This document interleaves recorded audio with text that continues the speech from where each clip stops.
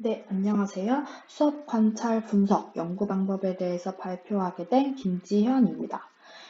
저는 한국과학교육학회지에 등재된 10년 동안의 수업 관찰 분석 방법에 대해서 분류를 해 보았고요. 총 65개의 선행 연구를 분석해 보았습니다.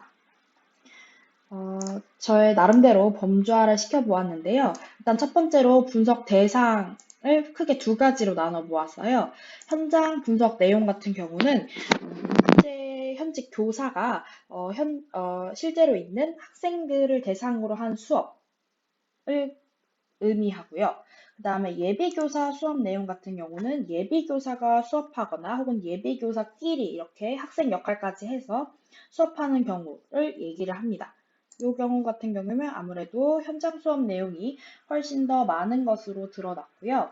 그다음 분석 방법에 대해서 분석 자료 먼저 보시면 분석 자료가 굉장히 많아요. 그래서 제가 나름대로 이렇게 보시기 쉽게끔 분류를 한번 해봤어요. 보시다시피 상당히 다양한데요. 대표적으로 가장 많이 보였던 게 교사학습 자료, 그리고 면담, 녹화 자료 혹은 녹음 자료겠죠? 그리고 설문지, 이렇게가 가장 대표적이었고, 나머지는 이제 그 연구에 있어서 부가적으로 필요한 부분이었고, 아무래도 면담이나 녹화 자료 같은 경우는 사례 연구에서 상당히 많이 사용이 되었어요.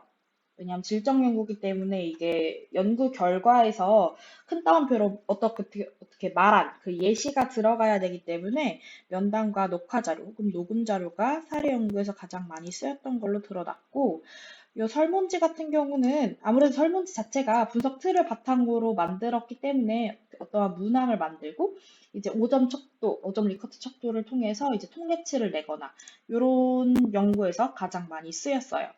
그리고 저는 교수학습 자료를 조금 분석할 수 있는 방법이 있지 않을까. 여러분들 많이 아시는 지도안이라던가 PPT나 뭐 활동지 이런 게 혹시 있지 않을까 싶어서 그 부분을 조금 주의 깊게 봤는데 아쉽게도 없더라고요. 그냥 논문에는 교수학습 자료 또한 수집하였다. 네, 그냥 이렇게 나와서 네, 저는 조금 아쉬웠어요. 왜냐면 저도 가지고 있는 자료라서 좀 활용을 해보고 싶은데 네, 아무래도 어려울 것 같습니다. 그리고 분석 방법을 크게 두 가지로 나눠봤어요. 일단 분석 방법 1 같은 경우는 언제 했는지, 즉 수집한 자료가 수업 중에 있는 걸 수집해서 걔를 분석한 거면 수업 중이라고 하였고, 뭐 수업 전후도 있고요. 수업 전후 같은 경우는 네, 아니, 뒤에서 말씀드릴게요. 그리고 수업 전, 중, 후 이렇게 네 가지로 나눠봤어요.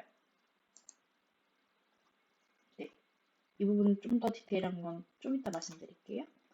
그리고 분석 방법이 제일 궁금하실 것 같아요. 이 부분을 나눠봤는데, 일단 제일 많이 쓰인 건 분석 틀이에요. 분석 틀 같은 경우는 이제 뭐 선행 연구에서 이미 쓰인 분석 틀이 있을 수도 있고, 아니면 선행 연구들을 바탕으로 어떻게 추합을 해서 분석 틀을 만들 수도 있고, 혹은 선행 연구나 내가 조금 더 뭘 추가시키고 보완해서 분석 틀을 만들 수도 있는 거죠.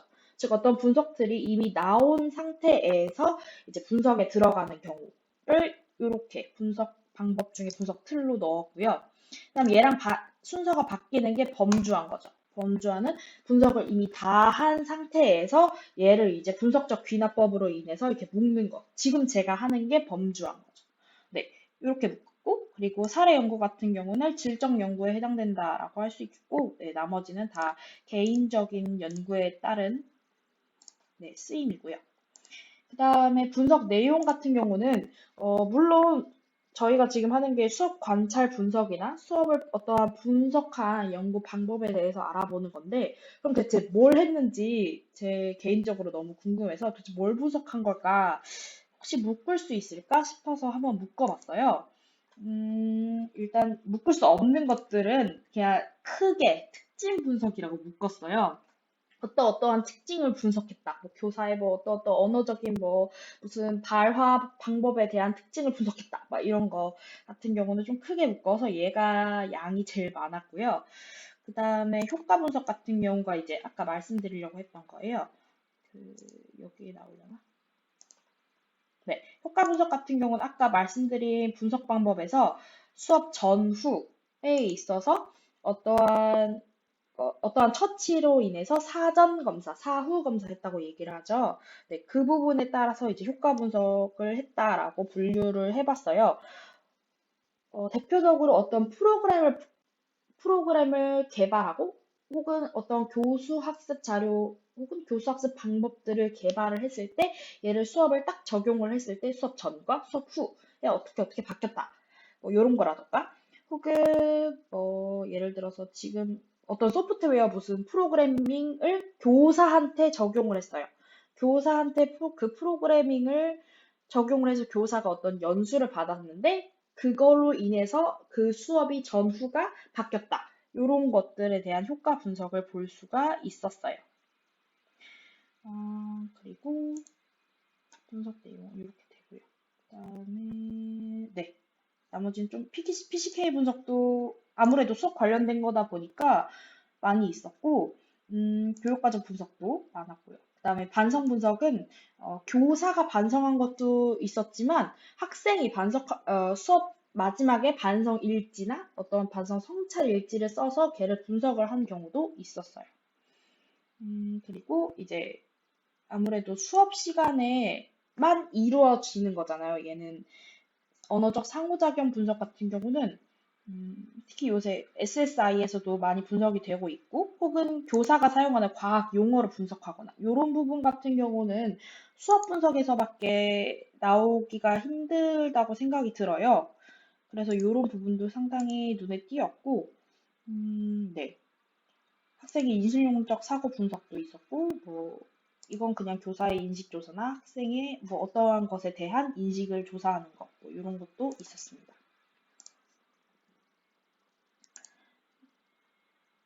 그리고 네, 이 부분을 보시면 예비교사랑 아까 예비교사 수업 내용과 현장 수업 내용이 있었잖아요. 얘네를 그 분석 방법에 따라서 나눠 보았는데, 물론 예비교사 수업 내용이 확실히 적어서 이게 유의미하다라고 말을 할 수는 없지만, 여기서 조금 볼 수 있었던 건, 그 예비교사가 수업하거나 혹은 예비교사끼리 수업을 하다 보면 확실히 수업 횟수가 적을 수밖에 없잖아요. 그러다 보니까 분석 방법이 범주화가 제일 많았어요. 그 분석한 걸 가지고 결국 묶는 작업이 가장 수월하지 않았나를 볼 수가 있었고, 역시나 반대로 현장 수업 내용 같은 경우는 얘는 N수를 뽑기가 훨씬 더 수월하잖아요. 교사 한 명당 하더라도 맞는 반이 굉장히 많고, 그렇기 때문에 현장 수업 내용은 역시나 분석 틀을 바탕으로 이제 분석을 한 게 더 많았고, 그래서 이 부분은 조금 유의미하지 않나라고 생각이 듭니다. 네, 아무래도 여러분들이 수업 관찰 분석에 대한 연구 방법을 많이 할 수밖에 없다고 생각이 들어요. 아까도 선행 연구에서도 이미 많지만 여전히 가장 많이 되는 게 어떤 교수 학습을 어떤 교수학습 방법 자료를, 왜 이래. 교수학습을 개발을 해서 걔를 개발하는 것에 그치는 게 아니라 확실히 적용까지 해봐야지 그게 유의미한 논문이잖아요. 확실히 좀 더 결과를 확실히 볼 수 있기 때문에, 그 부분에 있어서 수업 관찰 분석은 굉장히 중요한 연구 방법이라고 생각이 들고, 또한 마찬가지로 프로그램을 어떻게 개발해서 걔를 또 처치해 볼 수도 있다라고 생각이 들어요. 어, 이 수업 관찰 분석 혹은 수업 분석에 대한 연구 방법은 이론적이기보다는 제 생각에 조금 더 제 현장에 가까운 연구 방법이기 때문에 매우 중요하고 여러분들이 많이 아셔야 될 것 같은 연구 방법이라고 생각이 들어요. 우리는 다 교육학을 하는 사람들이니까. 그래서 네, 저의 이런 범주화가 조금이라도 더 도움이 되셨으면 네, 너무 좋겠어요. 네, 들어주셔서 감사합니다.